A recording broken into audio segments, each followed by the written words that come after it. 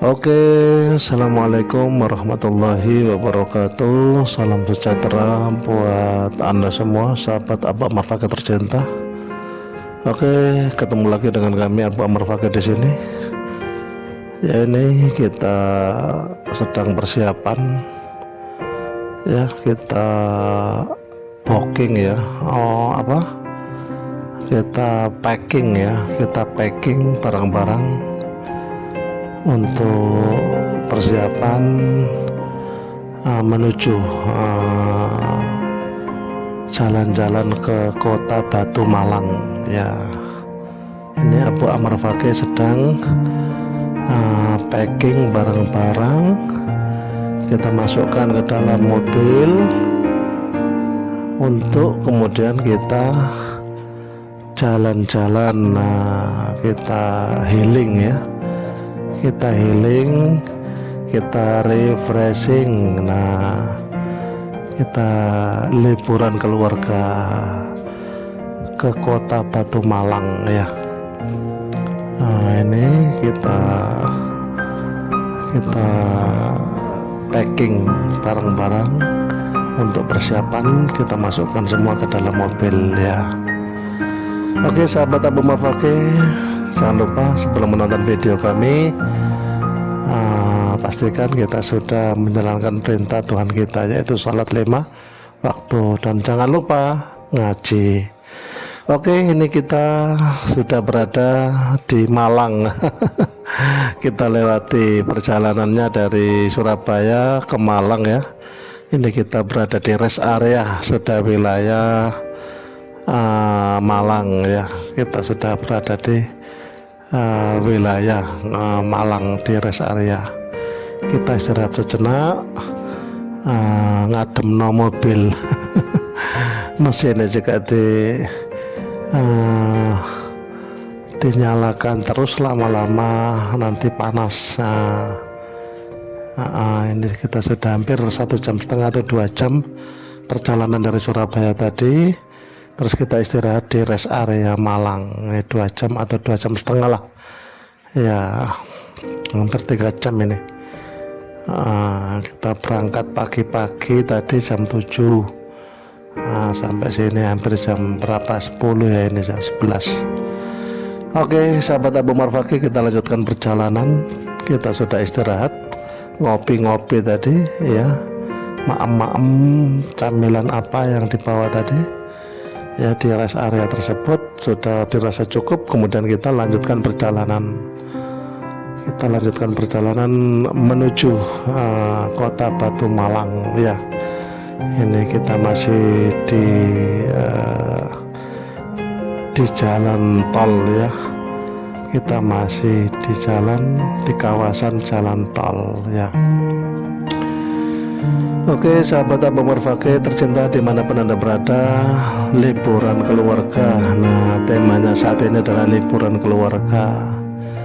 Jadi perlu sekali, terutama keluarga besar ya. Keluarga kecil juga penting, perlu. Tapi di sini kita sedang liburan keluarga besar, jadi sekali tempo gitu perlu diadakan seperti ini, terutama keluarga besar. Jadi nggak tahu ya, mengadakan seperti ini itu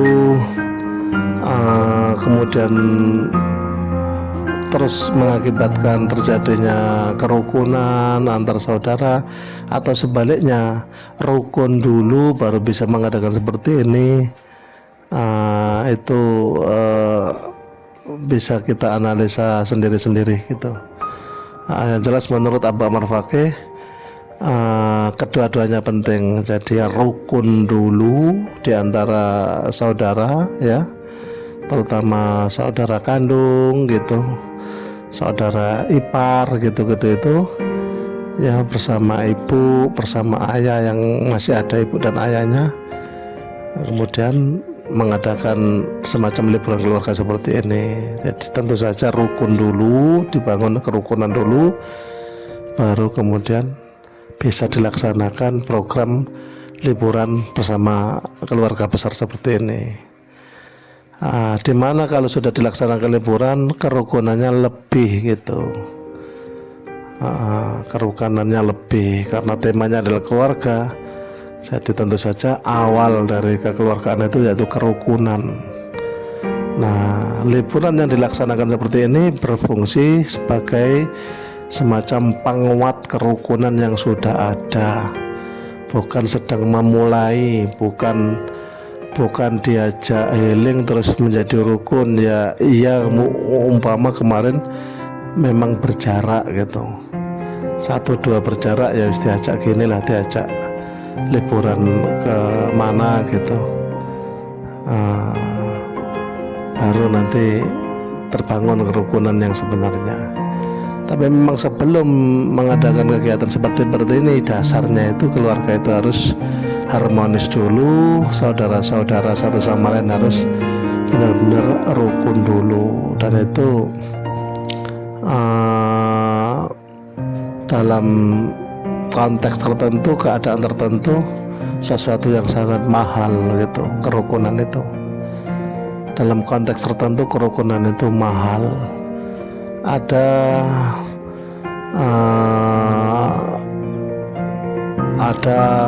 7, 8 atau 10 bersaudara itu mereka rukun semuanya. Kok bisa gitu ya? Segitu banyak bersaudara, sudah sama-sama rumah tangga semua, terus kok bisa rukun gitu? Itu resepnya gimana? Tipnya gimana? Itu kok bisa terjadi semacam itu, kerukunan antar saudara kandung berserta saudara ipar itu ngawitannya kepiye gitu. Namun ada fenomena sebaliknya gitu, ada 5-6 bersaudara tapi bertengkar satu sama lain. Oke sahabat Abu Ammar Fakih, ini kita sudah berada di tempat lokasi ya. Kita singkat perjalanannya tadi. Dari tol kita keluar, kemudian kita langsung menuju ke tempat wisata dulu sebelum nanti istirahat di penginapan atau villa. Kebetulan tempat wisata yang sedang kita kunjungin adalah wisata Flora Wisata gitu judulnya, Flora Wisata. Jadi memanjakan mata dengan berbagai pemandangan-pemandangan bunga-bunga. Nah, memanjakan mata dengan menikmati berbagai warna-warni tanaman bunga. Ini di Santera di La Fonte, Flora Wisata Santera di La Fonte. Ini kita sudah masuk ke area parkirannya dulu ya. Sesudah kita masuk ke pintu gerbang, kita ambil nomor parkiran, kemudian kita cari tempat parkir yang aman ya, cari tempat parkir yang tertib, yang rapi dan aman. Di sini luar biasa. Kita lihat ya, pengunjung tempat ini dari parkirannya kita bisa melihat banyak sekali mobil-mobil pribadi ya, sebagian ada bus, sebagian ada mobil angkutan umum kayak elop dan lain-lain gitu. Tapi mayoritas didominasi oleh mobil-mobil pribadi. Ini mobil-mobil pribadi banyak sekali di sini. Oke sahabat Abu Ammar Fakih, ini kita masih parkir dulu. Kita masih cari lokasi untuk parkir mobil yang tertib dan aman di mana ini. Nah, ini kita coba di sini. Ternyata ini hanya untuk mobil-mobil semacam bukan high-is ya. High-is ukuran agak panjang ya, agak lebar. Itu diarahkan oleh bapak petugas parkirnya ke tempat yang sejenis gitu. Ini sepertinya mobil-mobil dengan ukuran yang sama gitu ya. Kalau mobil HIS yang kita pakai ini itu dianggap ada komunitasnya sendiri atau ada yang seukuran, dan itu ditertibkan di lokasi yang lain. Nah, tidak di sini. Ini nanti bapak petugas parkirnya. Ini kita turun dulu semua, nanti mobilnya akan diamankan, diparkir oleh saudara kami ya. Kembali ke persoalan tadi, ada saudara yang banyak ya, bahkan 10 bersaudara itu rukun semua gitu. Kemudian ada yang sama mungkin 6-7 bersaudara tapi tidak bisa rukun, terjadi gap satu sama lain. Dan itu tidak lepas dari peran orang tua ya. Pasti itu peran orang tua itu dominan. Peran orang tua itu menentukan bagaimana anak ini sejak kecil itu dibangun nggak semacam saling sayang menyayangi satu sama lain.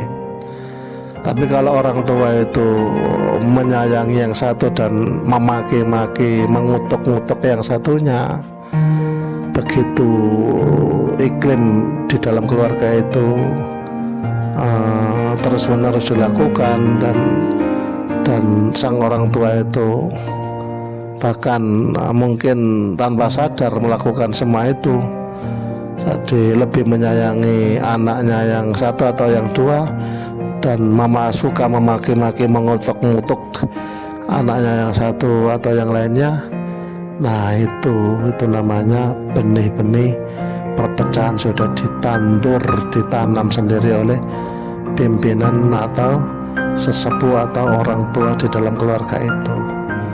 Itu nanti panennya itu berbentuk perpecahan, permanennya itu berbentuk pertengkaran di hari-hari kemudian. Fenomena di tengah-tengah masyarakat ya, kita lihat banyak sekali kejadian seperti itu.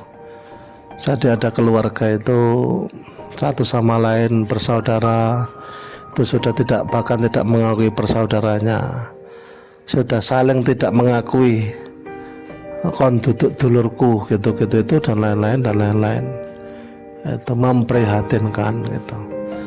Ketika kita analisa, ketika kita coba teliti, oh ternyata iklim keluarga yang terjadi atau suasana keluarga yang ada di sana di keluarga itu, ketika diteliti, di cross check ya, kilas balik ke belakang, ternyata waktu kecilnya dulu orang tuanya itu begitu ya, tidak mampu membuat iklim nuansa keluarga itu keluarga yang harmonis.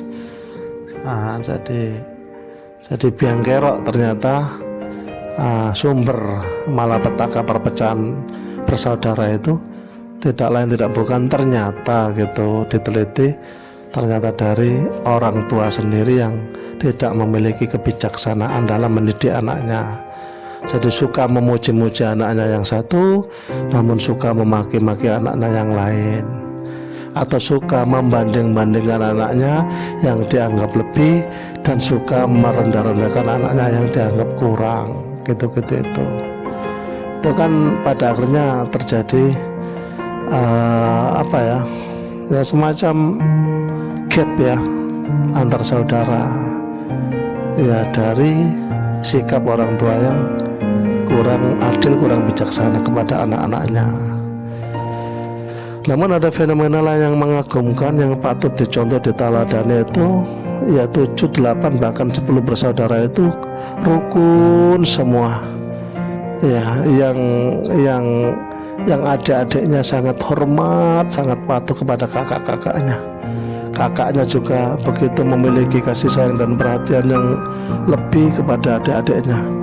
Ketika di cross check, dianalisa, diteliti lebih lanjut, kilas balik ke belakang dulu bagaimana ketika mereka masih kecil-kecil gitu, ternyata benar orang tuanya orang tua yang sangat benar-benar hati-hati di dalam mendidik sang anak-anak ini. Jadi adik-adiknya itu benar-benar di format dibentuk untuk hormat kepada kakak-kakaknya, yang lebih muda hormat kepada yang lebih tua, menghargai dalam berbagai bentuk penghargaan. Yang tua juga dilatih tanggung jawabnya, melindungi, menyayangi adik-adiknya. tidak ada kalimat maki-makian di dalam keluarga itu. Semuanya kasih sayang, walaupun bukan keluarga berada loh ya, keluarga pas-pasan saja, tapi karena sang orang tua baik ayah maupun ibunya itu orang berpendidikan, mengerti bagaimana cara mendidik anak dan cara merukunkan anak-anaknya mengerti, kemudian dia laksanakan sistem berkeluarga itu dengan sangat harmonis, sangat bahagia, tidak ada gap, tidak tercipta gap sejak dari kecil. Maka buah yang dihasilkan pada saat anak-anak itu dewasa dan berumah tangga semua rukun ya, semua rukun, tidak ada pertengkaran. Lebih-lebih sang ayah dan sang ibunya itu seorang yang taat di dalam beragama, semuanya dibekali basic agama, anak-anaknya semuanya dibekali basic agama. Mencari jodoh pun jodoh yang orientasi utamanya itu agama, akhlak gitu. Sehingga ke 9 atau ke 10 anak ini mereka memiliki akhlak, mereka memiliki sopan santun yang mudah menghormati yang lebih tua, kakak-kakaknya terbangun tanggung jawab yang tinggi, memiliki kasih sayang kepada adik-adiknya, juga membangun sistem atau semacam budaya kerjasama di antara saudara-saudara ini yang lemah ya, yang kuat membantu yang lemah, dan yang lemah memiliki ketahanan mental, bersabar dan lain-lain, tidak sampai mengeluh ya, karena memang dibekali ilmu agama terutama ya. Nah gitu-gitu itu akhirnya terjadilah semacam kerukunan sampai semuanya berumah tangga, sampai sang orang tua yang bijaksana tadi meninggal, itu anak-anaknya ini memiliki kerukunan buah dari kebijaksanaan sang orang tua gitu. Buah dari orang tua tadi memang orang tua yang terdidik, orang tua yang memiliki ilmu ya, membina, membangun sebuah keharmonisan keluarga atau anak-anaknya gitu. Jadi itu ada dua fenomena yang saling ya, yang bertentangan gitu, saling bertentangan. Yang satu itu tadi 6 atau 7 bersaudara saling bertengkar, bahkan saling gak ngakoni kon duduk dulurku, aku duduk dulurmu, gitu itu. Sementara yang satunya tadi yang 6, 7 atau 10 bersaudara tadi fenomenanya terbalik, semuanya rukun hingga ditinggal orang tua pergi menghadap Allah lebih dulu, seto meninggal lebih dulu, kemudian posisi anak tertua pada akhirnya menempati sebagai wakil, sebagai ganti dari orang tua mereka gitu. Jadi 10 bersaudara itu pada akhirnya mengerti bahwa sudah meninggal oleh kedua orang tuanya. Mereka langsung menempatkan sang kakak tertuanya itu sebagai pengganti dari ayah ibu mereka, sebagai orang yang pada akhirnya dijadikan patok gitu ya, patok keluarga, kakak tertua gitu. Itu hasil dari pendidikan ya, hasil daripada pendidikan. Itu tadi saya ulas beda dengan keluarga yang yang suasananya itu dibuat suasana begitu tadi. Ada yang lebih disayang, ada yang malah dicaci maki, bahkan muncul keyakinan yang aneh-aneh ya, yang dia anggap itu dari agama padahal sama sekali bukan dari agama. Itu bahwa anak itu ada yang ngrezekeni, ana sing mbalai gitu. Ini naudzubillah, kita berlindung kepada Allah dari keyakinan sesat ya. Ini kadang ada seorang tokoh agama itu menyampaikan ceramah dan poinnya seperti ini. Jadi anak itu ya ana sing ngrezekeni, ana sing gak ngrezekeni. Itu saya pulang itu setelah mendatangi tokoh agama, seorang penceramah menyampaikan poinnya seperti itu. Pulang itu langsung minta kerokin sama istri saya, masuk angin ya, pleng-pleng rasa ya, ada jenis pembicaraan yang benar-benar poinnya itu sesat dan menyesatkan. Itu kok ada ya anak rezekani, anak nggak bala itu. Kalau itu disampaikan di tengah-tengah anak mereka, yang satu dipuji-puji karena dianggap ngerezekani, yang satu dikutuk-kutuk, dicaci maki karena membawa bala, membawa bala atau ya ketidakbaikan. Itu kan nanti memecah belah anak itu. Plus keyakinan seperti itu keyakinan sesat dan menyesatkan gitu. Dan itu benar-benar Abu Ammar Fakih pernah mendengar dari telinga Abu Ammar Fakih sendiri, seorang tokoh agama itu menyampaikan seperti itu, yang sangat disepukan di sebuah komunitas itu. Poinnya seperti itu, penyampaiannya seperti itu. Katanya anak itu, sekian anak yang banyak itu, ada yang membawa rezeki, ada yang membawa ketidakbaikan atau bala. Sepintas kayaknya benar, memang faktanya anak itu ada yang taat, ada yang betul-betul menenteramkan, anak itu ada yang tidak menenteramkan atau seakan-akan tidak membawa kebaikan. Sepintas benar, kayaknya faktanya benar. Tapi ini pemahaman dan keyakinan yang sangat keliru, sangat salah, sesat dan menyesatkan. Tidak ada anak membawa bencana, membawa bala, ya, anak membawa rezeki, tidak ada.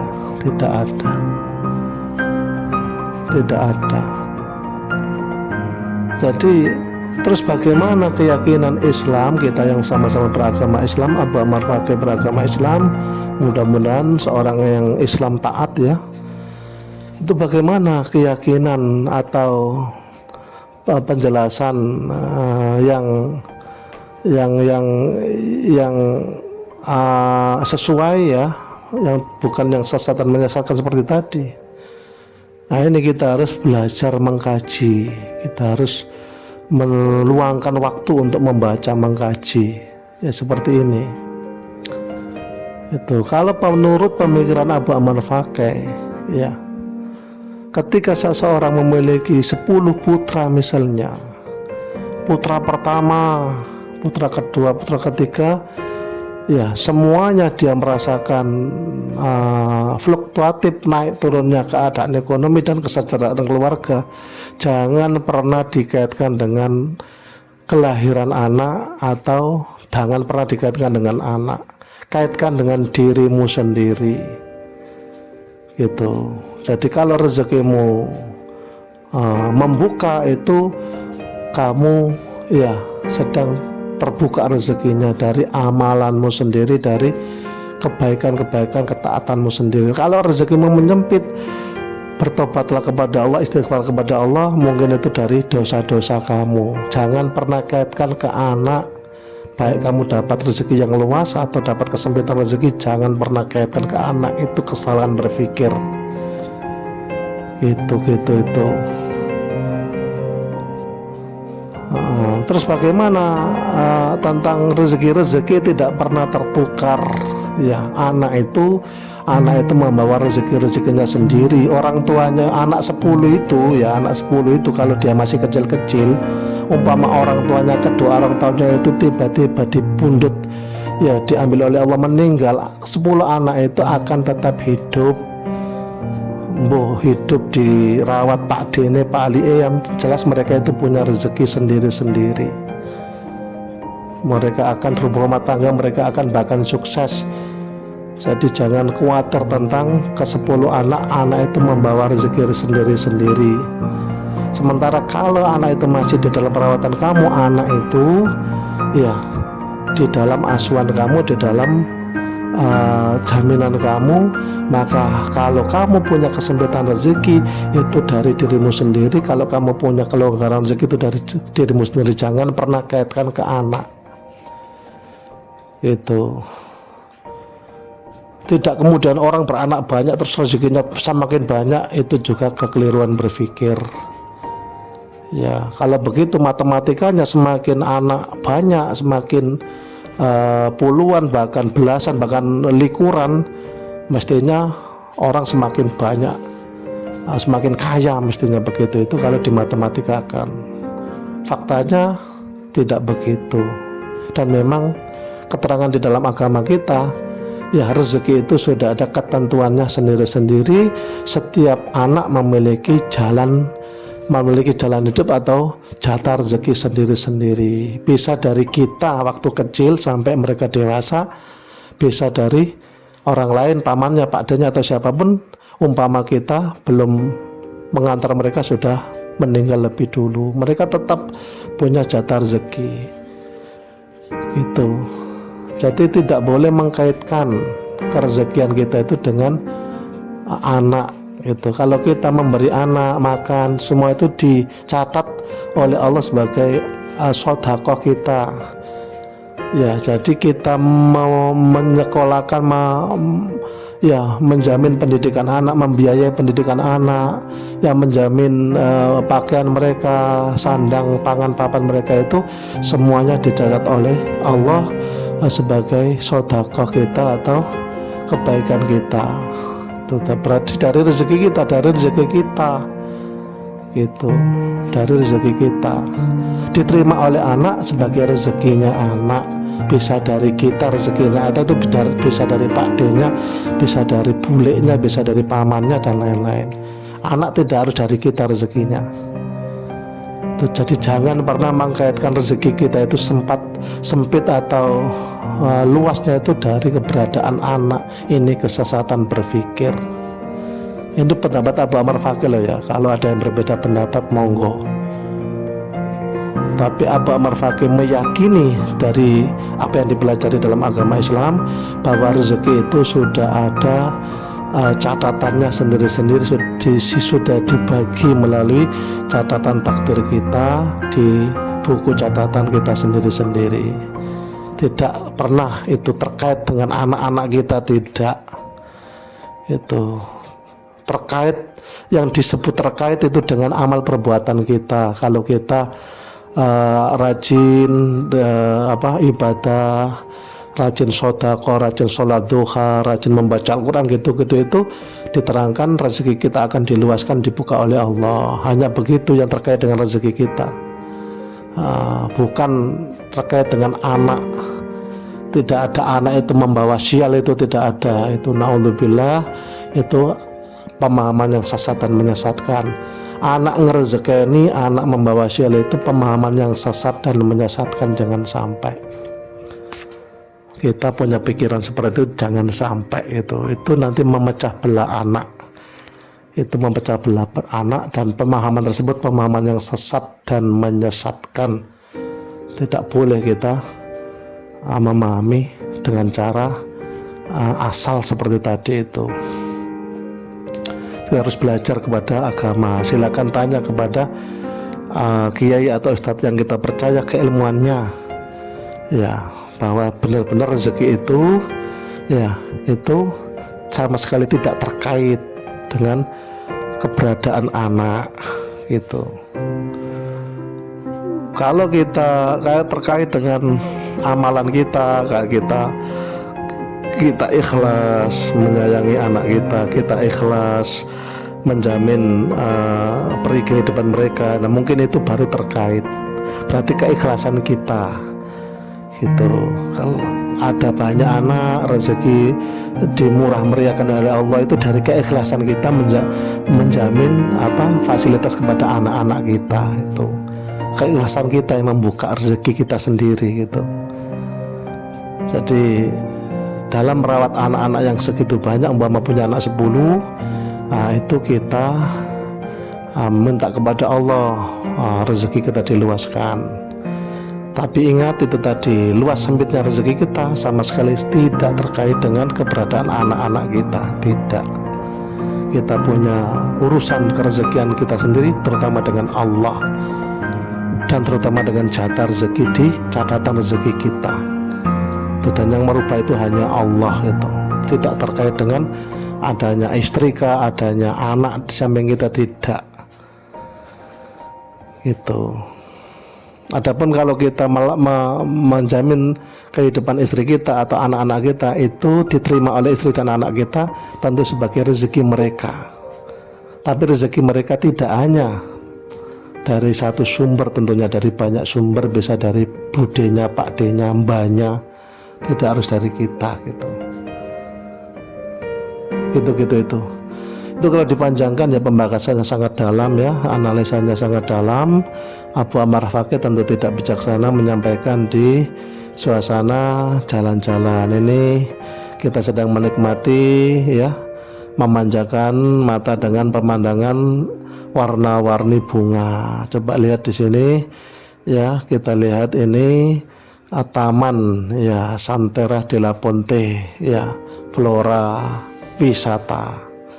Luar biasa ini, kita lihat, kita jalan sama keluarga besar, adik-adik kami semua. Kebetulan Abu Ammar Fakih ini semacam kakak tertua, jadi mengawal ya ibu ya, mengawal ibu dan mengawal adik-adik semua gitu. Doa kami mudah-mudahan kami dirukunkan oleh Allah dan tetap selalu rukun ya. Tentu saja terima kasih kita kepada orang tua kita, ibu kita, bapak kita yang bijaksana, yang berhasil menjadikan kita semua ini rukun gitu ya. Kita rukun, itu hasil daripada didikan orang tua kami, orang tua yang bijaksana gitu. Tentu kita harus pahami begitu ya. Oke sahabat Abu Ammar Fakih, ini bergetar ya, kita sedang ambil gambar bersama dengan dorong ibu ini, dorong kursi roda ibu. Jadi kebetulan HP kami gandeng dengan tangan kami yang sedang dorong ibu ya, untuk bisa sama-sama menikmati pemandangan yang baru ya. Di Surabaya itu ya nggak ada pemandangan seperti ini, ada tapi sangat terbatas gitu. Di sini pemandangannya luar biasa, indah sekali, sejuk gitu ya. Jadi menuju ke tempat ini juga bukan tempat yang dekat ya. Kita harus siap perjalanan berjam-jam dari Surabaya gitu. Oke sahabat Abu Ammar Fakih, sambil menikmati ini suasana di sini, tema-tema yang kami coba bicarakan tadi itu mudah-mudahan tidak terlalu dalam. Kalau ada hal yang kurang berkenan, beda pendapat ya wajarlah kita beda pendapat, tetapi ada logika, ada rasio, dihitung dasar-dasar argumentasinya bagaimana. Nah, dasar-dasar argumentasi itulah yang akan menjadi pertimbangan pendapat siapa yang dianggap lebih argumentatif gitu. Yang jelas dari pembelajaran Abu Ammar Fakih terkait dengan agama yang diyakini Abu Ammar Fakih, yakni agama Islam, tidak ada rezeki itu terkait dengan keberadaan istri kita atau anak kita, tidak ada, tidak terkait gitu loh. Jadi jangan pernah bagi mereka yang kebetulan punya istri, kemudian istrinya dianggap membawa bencana, istrinya membawa sial, atau punya anak banyak, ada sebagian anaknya yang membawa sial, atau ada sebagian anaknya yang justru membawa kerezekian. Jangan pernah ada wawasan seperti itu, keyakinan seperti itu tidak ada dalam Islam, tidak ada keyakinan seperti itu. Yang ada, setiap orang itu punya rezeki-rezeki sendiri, dan rezekinya seseorang itu ditentukan oleh dirinya sendiri. Kalau dia ahli membaca Al-Quran, kalau dia ahli sholat duha, kalau dia ahli kebaikan, dalam berbagai janji Allah itu akan dimudahkan rezekinya. Ya seperti sebuah janji Allah, wa may yattaqillaha yaj'al lahu makhraja wa yarzuquhu min haitsu la yahtasib, gitu-gitu itu. Takwa kepada Allah ya, ahli ibadah baik kepada manusia karena memang itu perintah Allah, kemudian ahli ibadah banyak membaca Al-Quran, banyak sholat duha dan lain-lain ya, sebagai simbol wujud ketakwaan. yaj'alahu makhraja, dia akan dibantu terhadap seluruh permasalahan hidupnya, wa yarzuquhu, dan dia akan direzekani atau diberi karunia rezeki dari jalan yang bahkan tidak bisa diduga gitu. Itu jadi wayar zuku berarti terkait dengan kerezekian. Dari catatan takdir rezeki itu ya oleh Allah bisa dirubah oleh Allah menjadi lebih luas atau malah dipersempit oleh Allah, bisa. Allah yang merubah karena Allah yang tahu, Allah yang faham gitu. Bagaimana Allah merubah, dikembalikan kepada kita. Innallaha la yughayyiru ma biqaumin hatta yughayyiru ma bi anfusihim gitu, ayat-ayatnya begitu. Jadi pelaku perubahan itu adalah Allah, tapi Allah merubah atau tidak ditentukan bagaimana kita terhadap Allah, bagaimana, ada nggak kita kekhawatiran pada catatan-catatan takdir kita, rezeki kita, catatan-catatan takdir kita terhadap panjang pendek umur kita, kebaikan atau keburukan yang akan kita terima. Kalau kita mengkhawatiri, ya kita harus dekat kepada Tuhan kita, kepada Allah. Untuk apa? Untuk minta dirubah. Tuh, kalau kita semakin menjauh, ya bagaimana Allah peduli terhadap apa yang ada di catatan takdir kita, baik rezeki kita atau apapun itu. Logikanya kalau kita ingin kebaikan dan kebaikan, bersandar dan minta tolongnya itu hanya kepada Allah. Allahus Samad, Allah tempat bersandar, Allah tempat bergantung. Nah, ini mindset seorang muslim gitu ya. Abu Amr Faqih ini mudah-mudahan menjadi seorang muslim yang taat dengan mindset yang kokoh gitu. Seperti ini tadi, mindset beragama, berkeyakinan gitu. Nah, sebagaimana apa yang diceritakan Abu Amr Faqih dalam awal penyampaian di berbagai video, tayangan-tayangan video itu, Abu Amr Faqih menyampaikan, ya marilah kita senantiasa berpikir logis, berkeyakinan kuat. Itu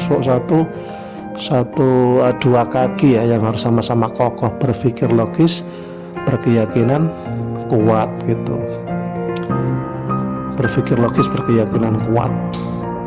Berarti beragamanya, berkeyakinannya, ya beragamanya kuat. Kuat berarti poin-poin dan pemahaman agamanya itu pemahaman yang benar, bukan hanya kuat, benar. Jadi sinau ini kudu rodok ditambah gitu, sehingga gak sampai memiliki pemahaman yang keliru seperti tadi itu. Abu Amr Faqih benar-benar bercerita pernah ada tokoh agama itu menyampaikan benar-benar di depan publik, di depan jamaah, dia menyampaikan bahwa kesekian anak itu ada yang membawa rezeki, ada yang membawa ketidakbaikan atau sial, membawa sial gitu. Itu kan Abu Amr Faqih pulang sambil minta kerokin istri di rumah karena langsung masuk angin. Karena betapa pemahaman itu pemahaman yang tidak betul dan disampaikan oleh seorang tokoh. Itu langsung mual dan masuk angin di rumah itu, minta dikerokin dengan minyak kayu putih. Kembung yang mual ya, sama GPU, punggungnya dikerokin sama GPU karena mendengar itu disampaikan di jamaah itu sesuatu yang sangat mencelakakan semua orang gitu. Jadi benar Nabi Muhammad dulu pernah bersabda, agama ini nanti ya itu rusak bukan oleh siapa-siapa tapi oleh tokoh-tokoh agamanya sendiri. Ya naudzubillah, jangan sampai itu terjadi. Tapi pernah dengar keterangan seperti itu. Jadi kelak agama ini rusak bukan oleh siapa-siapa tapi oleh tokoh-tokoh agamanya sendiri, yaitu para aktivis agama yang benar-benar tidak lurus pemahaman-pemahamannya, dan itu sudah kadung disampaikan kepada umat gitu. Berdakwah tapi tidak cukup bekal ilmunya, sehingga apa yang disampaikan deladur gitu ya, meracau gitu, kayak tadi itu Masa ada anak itu membawa bala, anak itu membawa sial, plus anak itu membawa kebaikan, anak itu membawa keluasan rezeki. Masa ada seperti itu? Rezeki kok terkait dengan faktor gitu-gitu, itu kan nggak ada itu dalam Islam loh ya. Dalam Islam yang ada itu rezeki itu kembali kepada dirimu sendiri. Kalau kamu ahli ketakwaan, maka Allah menjamin kamu akan dipermudah rezeki kamu, diluaskan, ditambah dari jalan yang tak terduga. Gitu-gitu itu yang ada. Bukan terkait dengan anak, terkait dengan istri. Ada yang menikah berkali-kali itu hanya gara-gara menganggap istrinya membawa sial dan lain-lain dan lain-lain. Ini kesesatan di dalam berpikir atau kesalahan di dalam memahami keyakinan, dan fatal, akibatnya itu fatal. Jangan sampai ya, khususnya sahabat Abu Umar Fakih semua yang peduli, yang menyayangi, yang punya perhatian kepada Abu Umar Fakih. Kita Abu Umar Fakih mengajak kepada seluruhnya sahabat-sahabat Abu Umar Fakih tercinta untuk membetulkan pemahaman. Jangan sampai memiliki pemahaman seperti itu. Menurut Abu Umar Fakih, pemahaman yang benar ya terhadap kerezekian adalah kamu itu ya punya rezeki sendiri.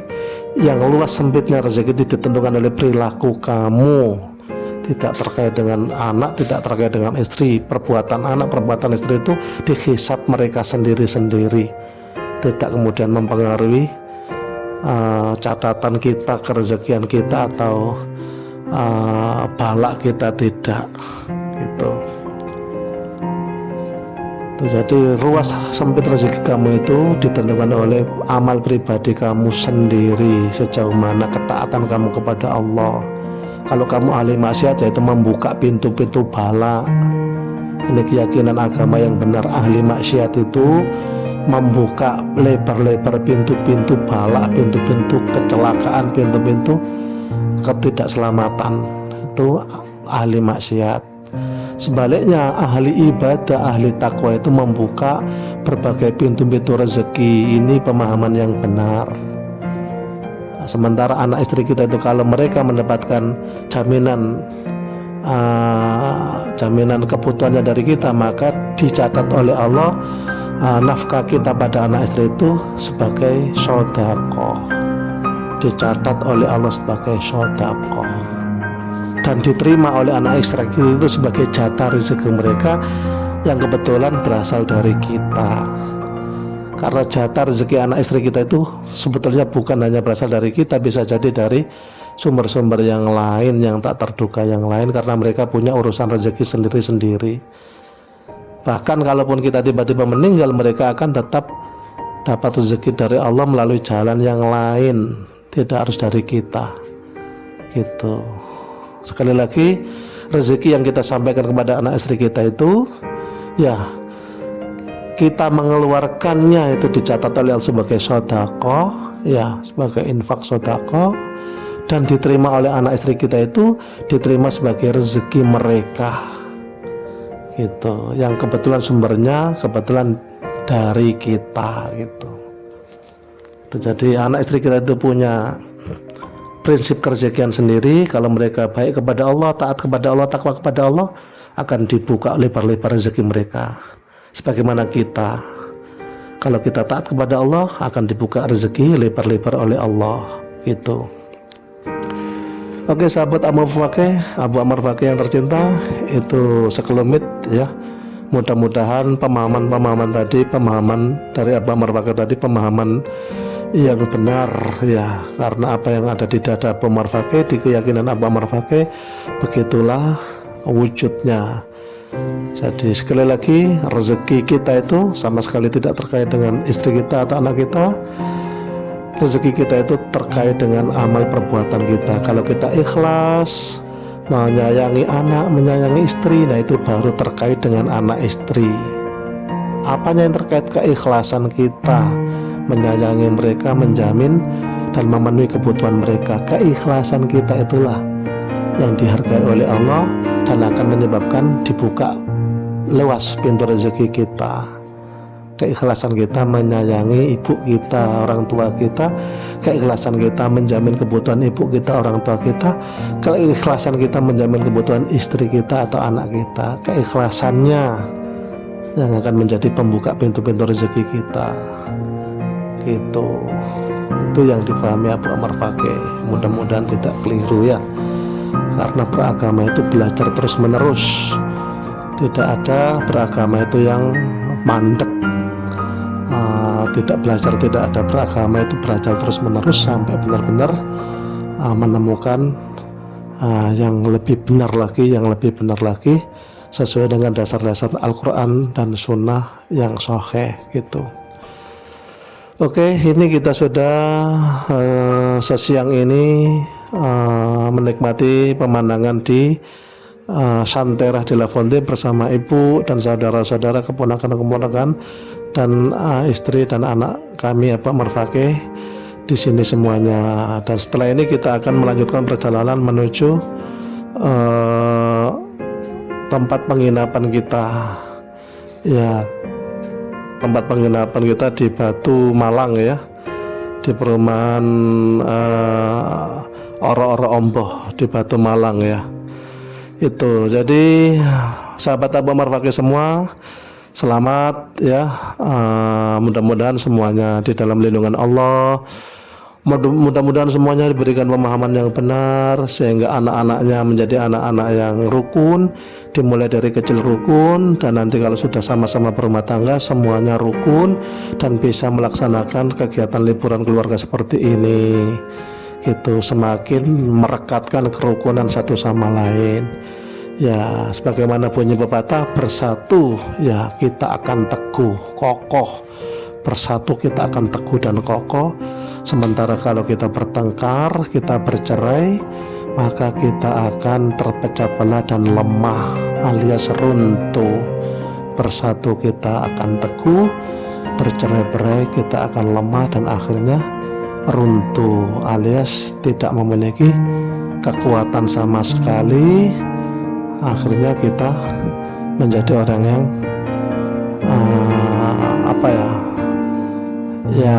lemah ya, dan akhirnya runtuh tadi. Tuh, ini sebagai pelajaran bersama gitu. Jadi bersama dengan melihat pemandangan yang ada ini, beberapa poin sempat keluar dari pemikiran Abu Ammar Fakih, dan itu tadi berbentuk beberapa hal. Mudah-mudahan sahabat Abu Ammar Fakih bersama-sama dalam hal ini sepemahaman ya dengan Abu Ammar Fakih. Kalaupun ada yang mungkin berbeda pemahaman, tidak masalah. Yang jelas masing-masing memiliki dasar-dasar atau argumentasi-argumentasi yang menyanggah pada pemahaman-pemahaman yang ada. Jadi tidak mengapa berbeda, mungkin sisi pandangnya atau sudut pandangnya juga berbeda, sehingga kalau sudut pandang berbeda maka biasanya menghasilkan satu pendapat yang berbeda. Tidak masalah berbeda, yang jelas kita tetap saling menghormati perbedaan ya. Kita tetap saling menghormati perbedaan satu sama lain ya, kita tetap menghormati perbedaan satu sama lain. Oke, ini kita satu keluarga sudah akan menuju ke parkiran mobil. Ini ada Safa, ada Naya. Halo Safa, halo Naya. Ini ada Safa, ada Naya, dan ini ada Rama ya, Mas Rama, Mas Fadil. Ini Abu Ammar Fakih pakai topi tadi ya, Abu Ammar Fakih. Ini Safa, dada, Naya, dada. Safa dan Naya tadi. Ini kita sedang menuju ke parkiran mobil ya. Kita akan beli minum dulu di sini sambil saudara kami mengambil mobilnya. Ini kita beli camilan, beli minum, beli pendal-pendal dulu di sini. Ini Siva. Nah, halo Siva. Lucu sekali Siva ini. Lucu sekali Siva ini. Ini Mas Anto. Nah, luar biasa. Mas Anto ini luar biasa ya, kita kagum dengan Mas Anto ini. Oke, membersamai kita ya, Mas Anto ini membersamai kita, ikut tur bersama keluarga besar ya. Ada ibu, ada om ya, ada Om Doyo, ada Tante Lulu, ada Tante Halil, ada Mas Anto, Tante Ulfa, Om Aan ya, semuanya satu keluarga besar kami. Mudah-mudahan senantiasa dijaga oleh Allah, diluaskan rezekinya, dan kita tetap rukun saklawase. Itu harapan Abu Ammar Fakih ya, kita aminkan ya, amin amin ya rabbal alamin. Oke sahabat Abu Ammar Fakih, poin-poin yang sempat kami bicarakan tadi mudah-mudahan berkenan ya. Kalaupun umpama kok ada yang kurang berkenan, ya mohon maaf yang sebesar-besarnya ya. Mungkin apa ya, ada perbedaan pendapat, nggak apa-apa, kita saling menghormati ya. Itu tadi, kalaupun sudah diyakini ya piye maneh, ya wes kita saling menghormati ya, kita saling menghormati. Kalaupun sudah berbentuk keyakinan, lakum dinukum waliyatin, ibarat kok jalan menyimpang, ya monggo jenengan ambil satu jalan yang jenengan yakini itu, sementara Abu Ammar Fakih mengambil satu jalan yang Abu Ammar yakini ini. Kita akan berada di jalan masing-masing kan gitu. Jadi tetap saling menghormati. Kalaupun ada yang berpendapat seperti awal tadi, bahwa anak iku pancene ana sing rezekine, anak iku pancene ana sing nggawa balak, monggo, itu satu jenis keyakinan. Kalau Anda masih kuat dengan keyakinan itu, monggo, berarti itu jalan lain yang tidak diambil, yang tidak dipilih oleh Abu Ammar Fakih. Abu Ammar Fakih memilih satu jalan, yaitu tentang rezeki itu dikembalikan murni kepada kita. Kalau kita ahli maksiat, maka pintu bala akan terbuka lebar buat kita. Tapi kalau kita ahli takwa, ahli kebaikan, pintu rezekilah, pintu keselamatan yang terbuka lebar buat kita. Itu keyakinan Abu Ammar Fakih. Oke sahabat Abu Ammar Fakih, ini kita sudah keluar dari Santera de la Ponte, Flora Wisata ya, wisata taman bunga yang indah. Kita sedang meninggalkan tempat wisata Santera de la Ponte, dan kita sedang menuju ke penginapan ya, penginapan ya di Batu Hill ya, di wilayah Oro-Oro Ombo ya. Mungkin sekitar berapa jam ya, 1 jam mungkin perjalanan dari sini.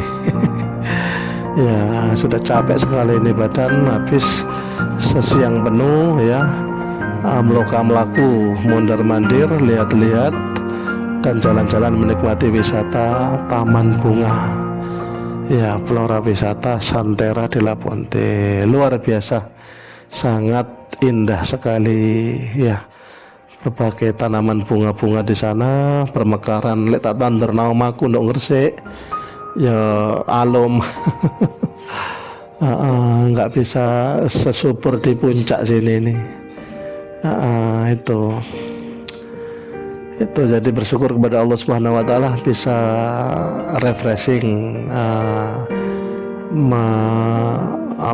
meninggalkan kesibukan dan jalan-jalan bersama keluarga besar ya, mendampingi ibu dan mendampingi seluruh adik-adik yang ada, dan membersamai keponakan-keponakan yang ada gitu.